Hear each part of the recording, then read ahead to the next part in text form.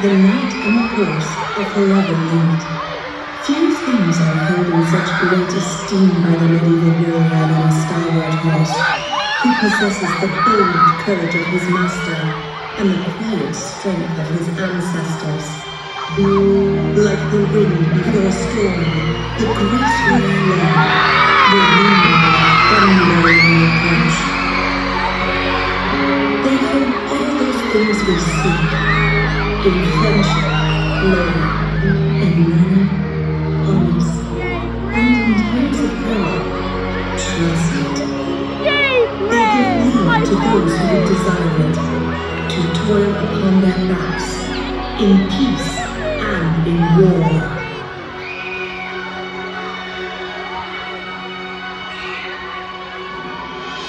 Yet beyond strength lies the power to charm. Beneath the surface, a great heart beats. Thank you, Miss While a White! gentle spirit rests at the core. Show him respect and receive his love in return. Bond with him and feel the common pulse of man and horse. An ancient pulse. A bond whose beginnings are lost to us, but can be found anew in each encounter.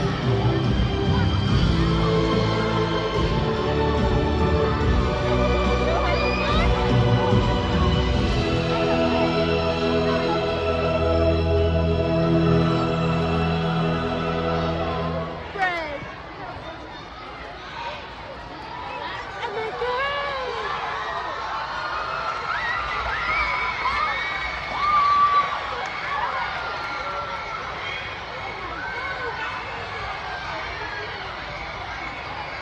Oh my God. Horsemanship is a cornerstone of a knight's repertoire. The sufficient grooming of our proud eminent status is the natural place to begin the education of our young squires. This truly starts for these young men at an early age, and in the small hours of the morning. King Henry III! Under the rough fly of our master of horse, squires learn the uses for all the horse's tack. That is bits, bridles, reins, saddles, and so forth. But before applying any of these, they brush him gently so that he is free of any germ or sin. Only then will they carefully dress him with the elements suitable provided, making certain all fits comfortably and secure. Just as our squires begin their education in their youth, so too do our young horses or colts. They are lovingly cared for while learning acceptable grooming behaviors, simple training routines, and to ultimately carry a rider. Look at all of this. Our Andalusians are fondly renowned as the king of horses and the horse of kings. This noble breed's origin traces back to the legendary bloodlines of medieval Spain. Nothing is more valuable to a knight than a stalwart horse who is the perfect companion on his adventures. Horses are evolutionary contemporaries with man, and their real image is synonymous with that of the medieval knight.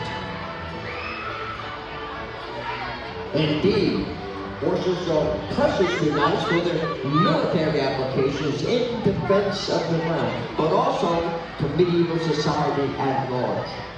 Horses allow the transport of goods to trade routes, connecting other far-reaching nations and cultures, thus sharing technology, news, and folklore from all corners of the known world.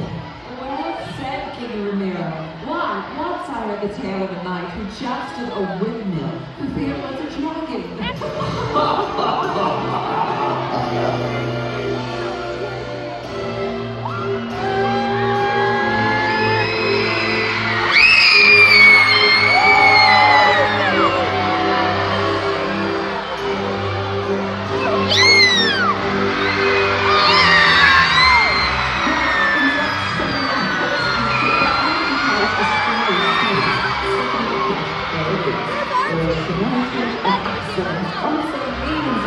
education in literature, literature, and the science of heraldry.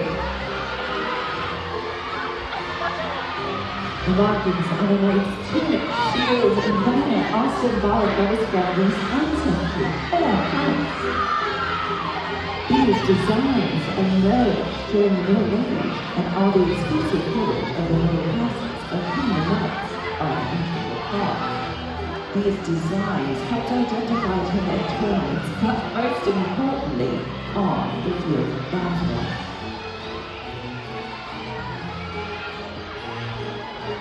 Wow, they're on a merry-go-round. Oh yeah. Merry-go-round.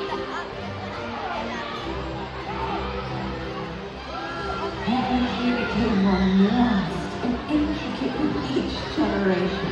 Many standards denoting their leaders towards a monarchy, religion, or knightly order.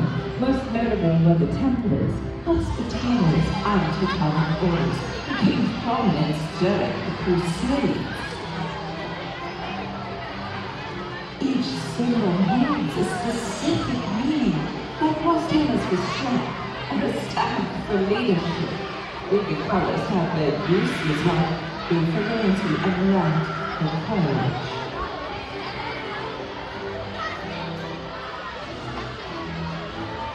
The house's heraldry is ever visible at royal court and always bow for the favor of the king or the queen. Here they later rest old feuds and forge new alliances while establishing military and economic ties. Noble women accompany their men to tournament as well, though they do not compete as it is decidedly brutish and unladylike. Instead, they proudly display their heraldries and bear their champions on to victory. Welcome truly, my queen. My lords, present arms. At ease, you are dismissed.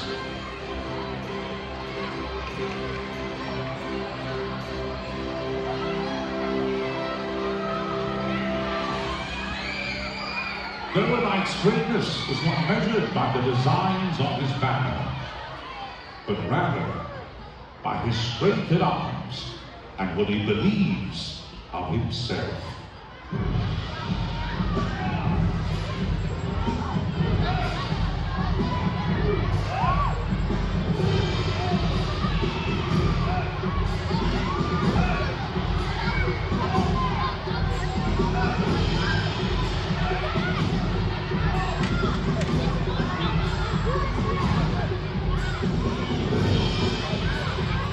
Apart from their instruction, horsemanship, and heraldry, apprentice knights are scholars of the sword.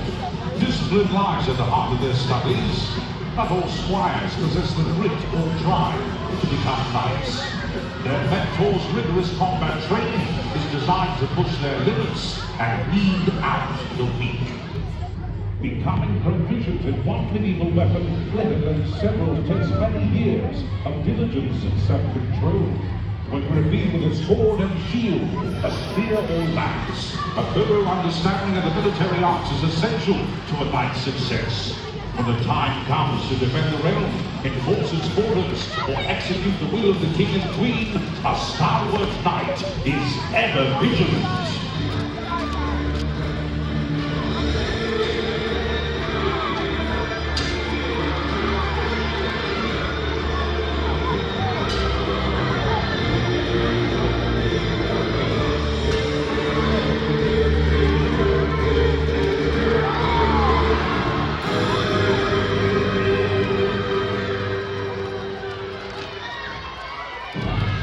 Nevertheless, it is not merely an apprentice knight's aptitude with a weapon in hand, but also his breadth of control, economy of movement, and precise footwork that will distinguish him from his peers. Combining these talents with a strong work ethic and a desire for justice, our squires will one day prove themselves as formidable warriors in service to the throne, using their skills for righteousness and truth.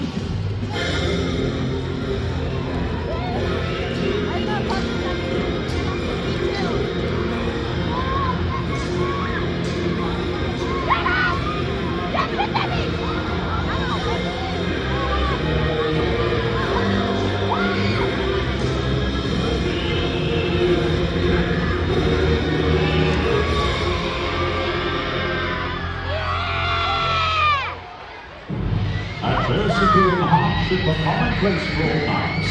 There is no easy, comfortable, or short path to the excellence they pursue. In spite of this, they build themselves into the greatest warriors of their time.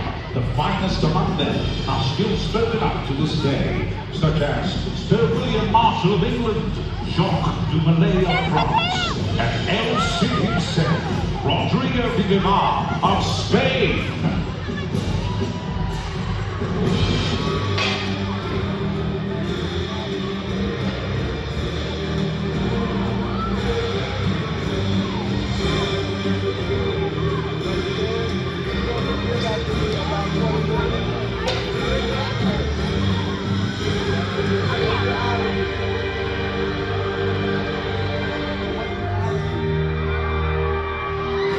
Veteran knights acquire knowledge and wisdom by living by the code of chivalry.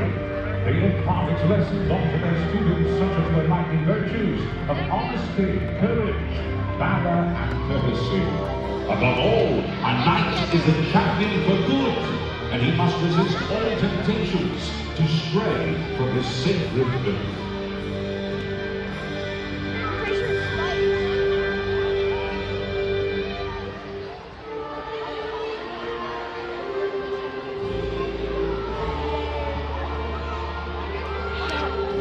Once prepared, the knight inspects his mighty war horse and makes ready for the adventures of today.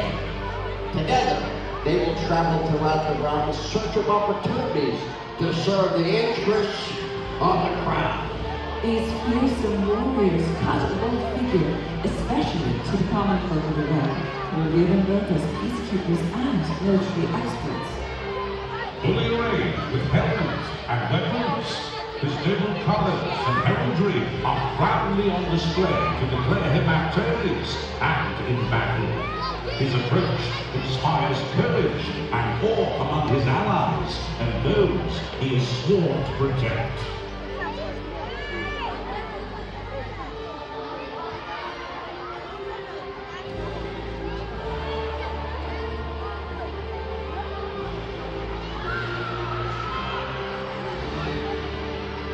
The medieval knight is a formidable opponent, while mounted or otherwise. Imagine rank upon rank of these gallant warriors in disciplined formations. They charge, shakes the very ground, and strikes fear in the hearts of the enemy. And their skill and courage are only matched by the ferocity in battle. Their contributions to society is felt throughout the Western world, across several continents, and centuries later. They hold to the highest standards of duty and honor, sworn to the code of chivalry. Knights must maintain impeccable physical fitness to ensure they are ever prepared when called upon to defend the realm. And now, my lords, you have our leave to retire and prepare for the tournament. My lords, my ladies, raise and cheer for a true knight of the medieval age. Very well played, guide. Godspeed to you in today's contest.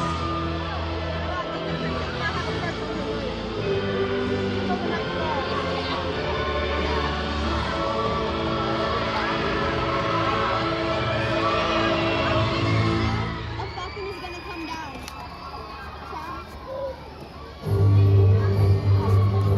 Now, my lords and ladies, let us test your knowledge of the medieval age.